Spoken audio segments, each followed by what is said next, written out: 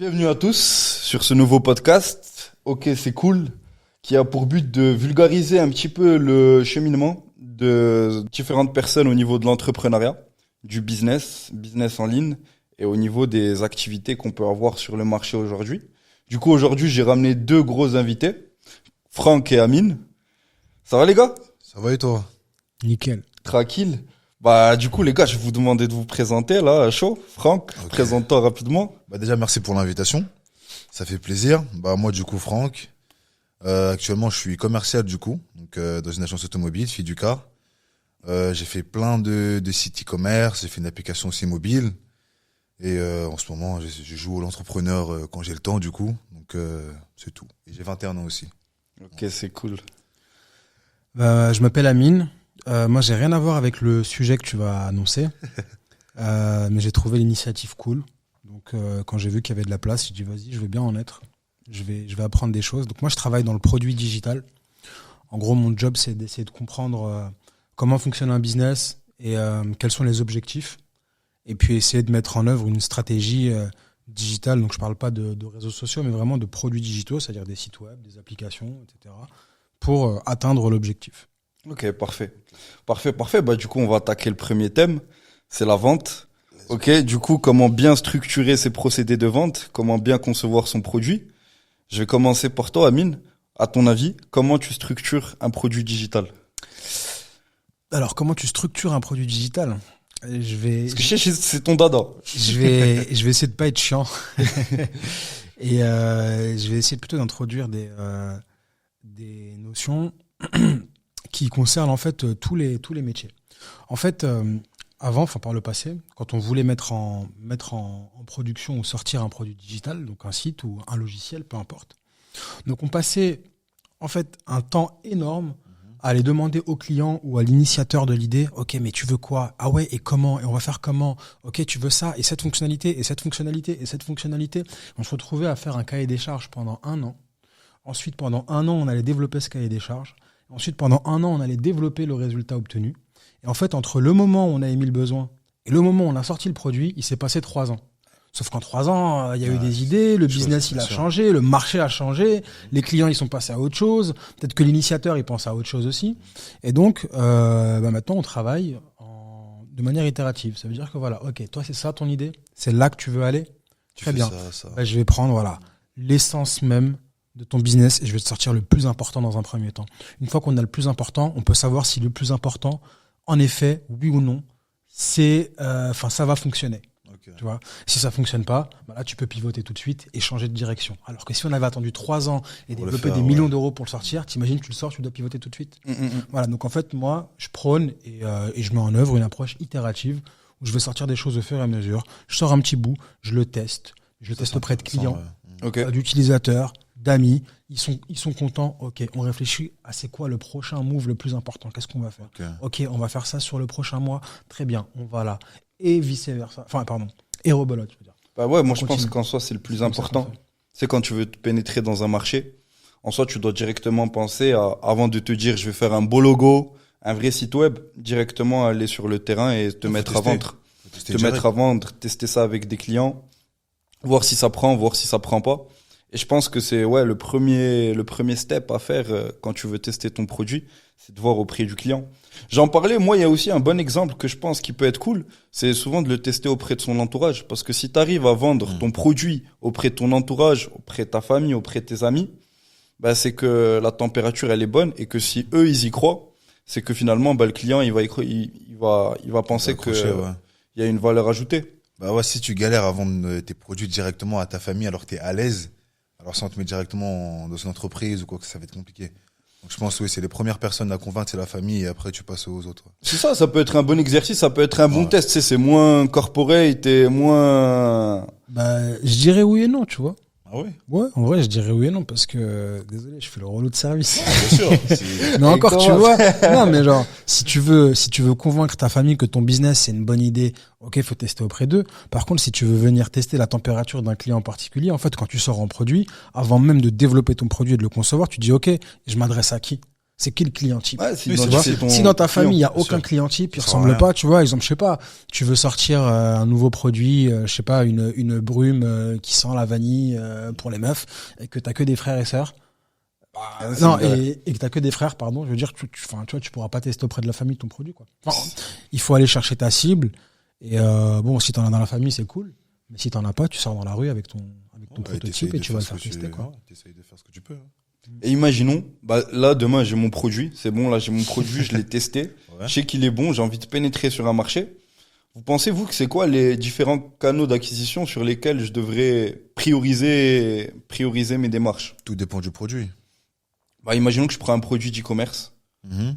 On va prendre des objets connectés que je Ok. souhaite vendre sur une boutique d'e-commerce. Là, ok, c'est bon, j'ai testé mon produit. Ok. Je pense que c'est cool. Je l'ai structuré. Et je vais commencer par quel canal d'acquisition? TikTok, Instagram. Ou plutôt TikTok. Il y a même Pinterest, c'est pas mal. Mais je dirais plutôt TikTok et Instagram. Pourquoi TikTok? Parce qu'en fait, il y a très peu de personnes qui font des pubs sur l'e-commerce. En fait, c'est plutôt des. En fait, ce qui est intéressant, c'est que tu as beaucoup de vues en très peu de temps. Du coup, en fait, en plus, les objets connectés, ça va super vite. Donc, tu fais juste une pub avec des influenceurs, tu en prends 3, 4. Et je pense au bout de 3, 4 mois, t'es rentable. Si t'as un bon produit, t'as bien testé, t'as tout bien fait avant en amont, ouais, TikTok, c'est un très beau canal. Mais ça veut dire qu'on part du principe où c'est un produit qui peut être vendu partout, alors. C'est ça, exactement. Donc, Parce c'est que ça. tous les produits peuvent pas être vendus Pour partout, pas être tu vois. vendu partout, ouais. TikTok, Oui, c'est difficile de venir cibler une zone géographique en particulier. C'est pour ça que Tu vois parce qu'en fait, t'as tout TikTok. Donc, ça qui est bien, c'est que, effectivement, tu parlais du principe que c'est tout ou juste en France. Moi, je parlais ou juste sais des pas. canaux d'acquisition sur lesquels tu devrais te Accès, porter quand tu testes ton produit. Mais donne un exemple de business. Parce que, exemple, genre, j'ai un restaurant. Ok. J'en ai rien à foutre qu'un Vietnamien, il voit mon restaurant, alors que mon restaurant. Ça, il est ouais, ça marche pas 18e. sur ça, tu vois. Donc, je peux faire 10 millions de vues Mm. aux États-Unis et à l'international. C'est Ça pas marche ce qui pas. m'amènera des clients dans mon restaurant, tu vois. Donc, enfin, ça dépend vraiment des. business. Bah, en fait, moi, c'était plus types pour de business, des types de produits.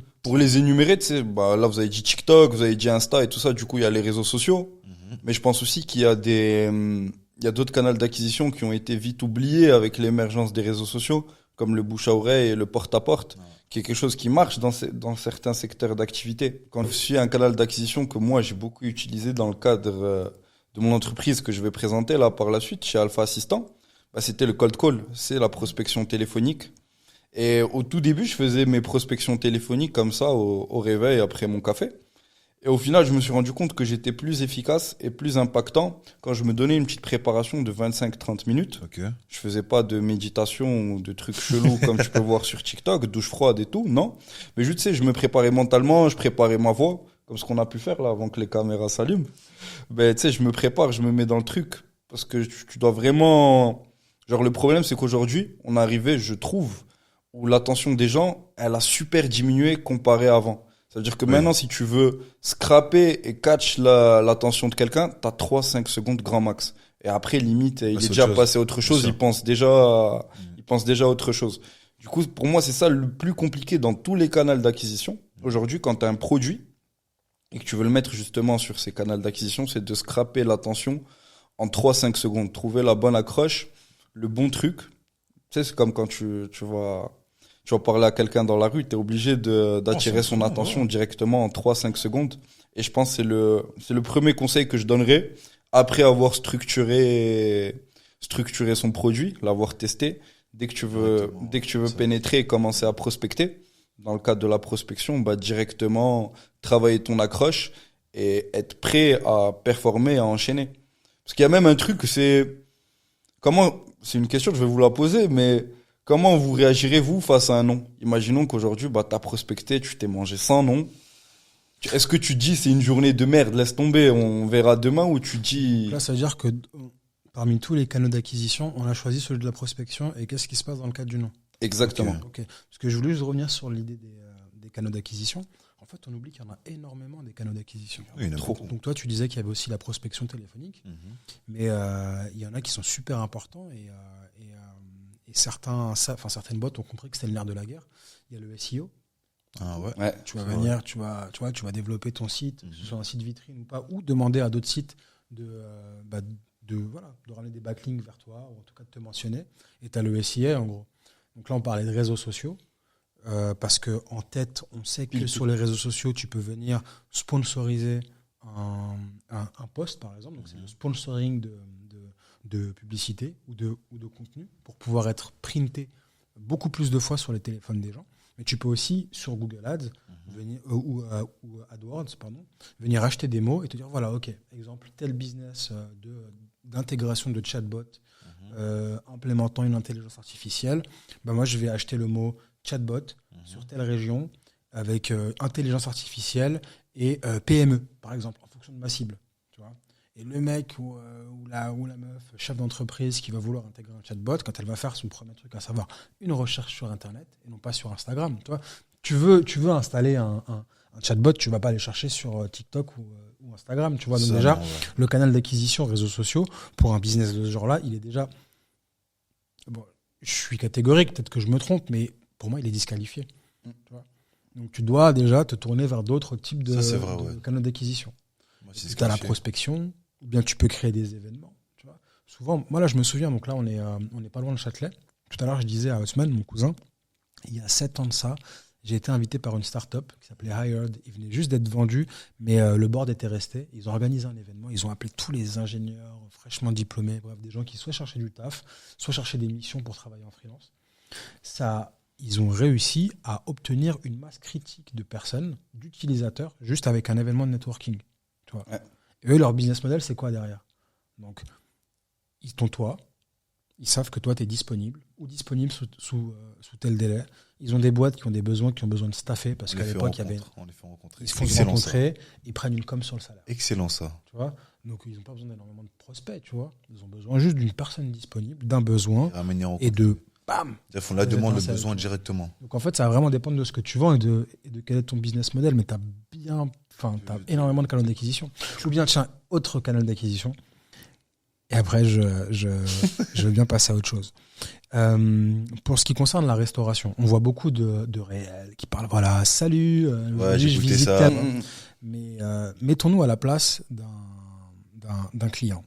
Quel est le point commun entre tous les clients qui consomment à emporter ou sur place, d'après vous? Le point commun? Ouais. En réfléchissant, vente, canal d'acquisition. Quel est le point commun? C'est que ça arrive rapidement, ouais. Ça arrive rapidement ou... Alors là, on parle déjà de ce qu'ils veulent. Moi, je vais vous dire, le point commun entre ces deux types de clients-là, c'est qu'en fait, ils passent tous les deux par la caisse. Et donc, en fait, on est garanti qu'ils vont venir à un endroit, qu'ils vont se poser et qu'ils vont regarder un peu vers le bas. Il y a une boîte qui s'appelle Le Bonbon. Et en fait, elle sort des magazines par groupe d'arrondissement. Donc, il y a Le Bonbon, je crois, Paris-Est ou Rive-Gauche, je sais pas quoi. Il y a Le Bonbon Marseille, Paris, Rive-Droite. Il y a Le Bonbon Lyon, etc. Et en fait, ils ont sorti un magazine. Ils font de la pub pour des restaurants qui sont plutôt pas mal. En gros, ils ont dit, voilà, moi, ma cible, c'est le mec qui gagne entre 2005 et 7000 euros. Tu vois, pas en dessous et pas au-dessus. Donc, il veut manger quelque chose de bon, de disponible et de pas trop cher.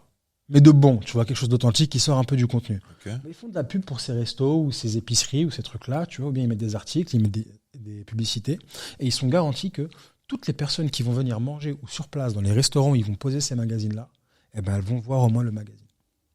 Et une grosse partie vont le prendre et ouvrir, tu vois. Et donc, du coup, comme elles sont là, c'est des clients, elles savent très bien que ce qu'il y a dans le magazine du bonbon, c'est de la bombe. Et donc, il y a de grandes chances qu'ils aillent visiter et consommer dans les restaurants là-bas. Donc, canal d'acquisition qui a été oublié, c'est le print. Le print? Ouais, le print, tout simplement. C'est-à-dire le fait d'imprimer des affiches ou tu vois. Ok. Mais c'est vrai, ça se fait très rarement, ça, le print, actuellement.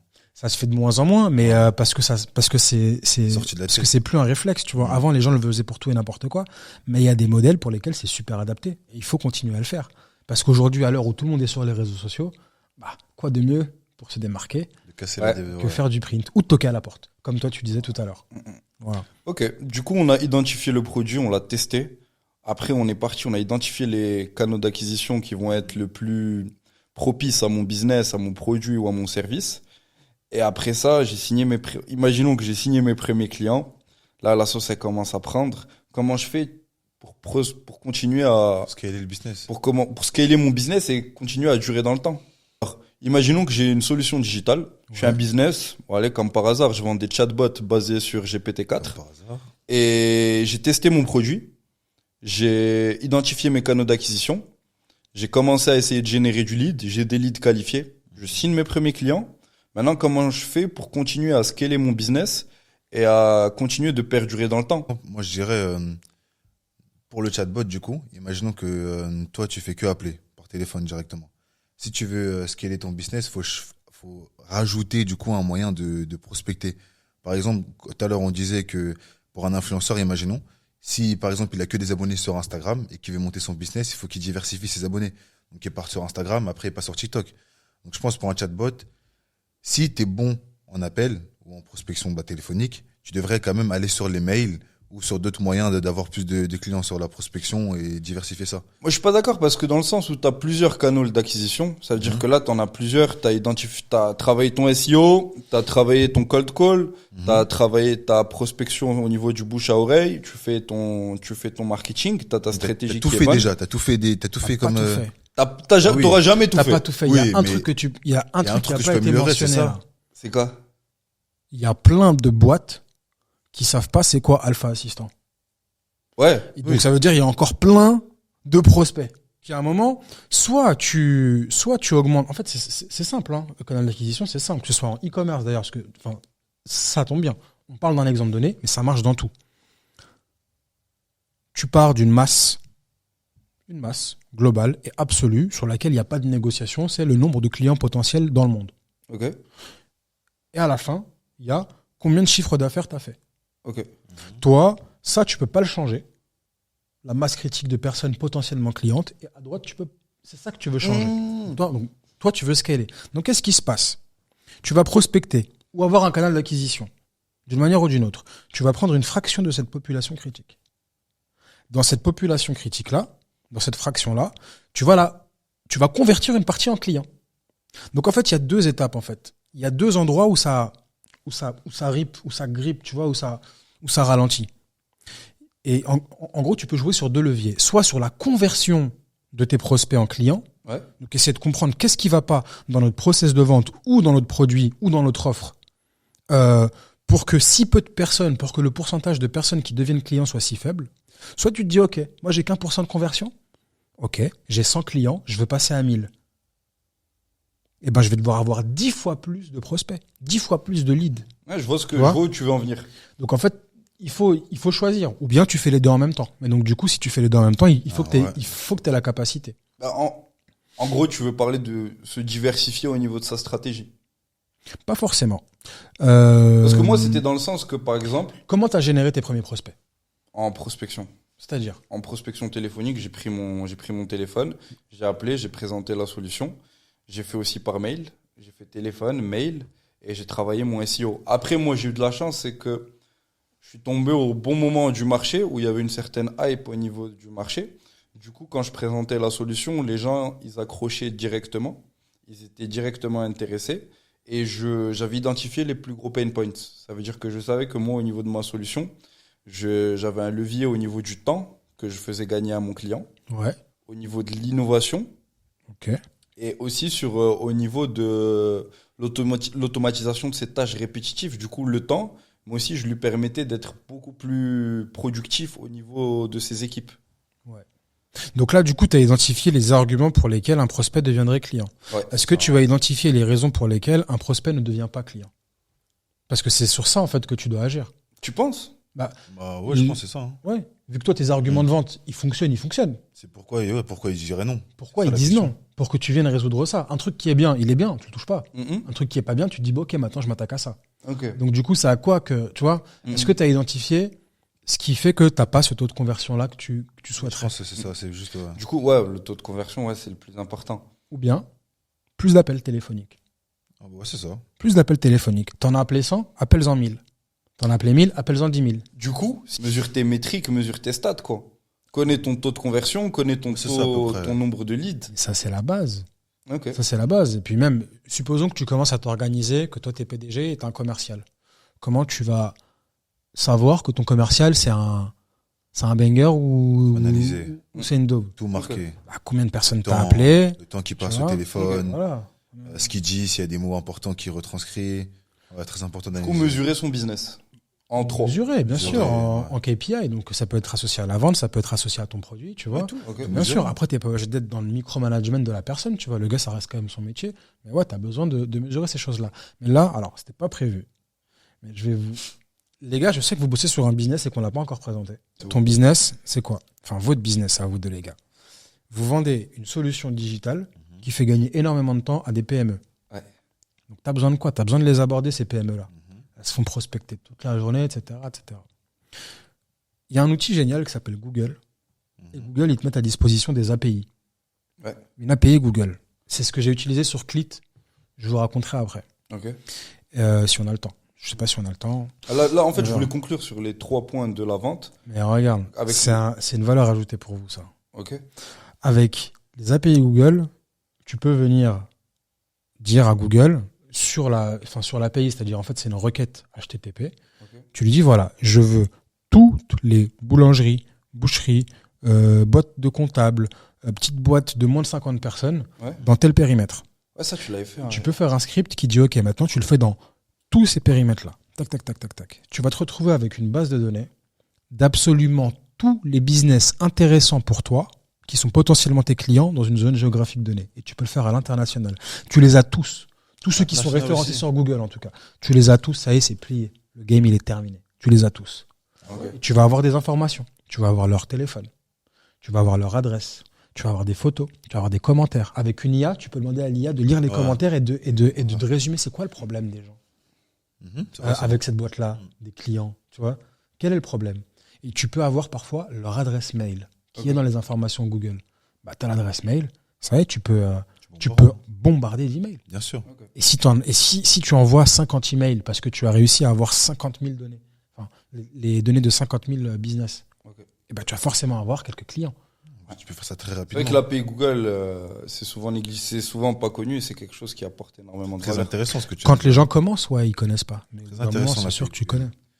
Ok. Tout le monde Bah, qui du va coup, là, pour la vente, je pense on a fait un petit peu le tour.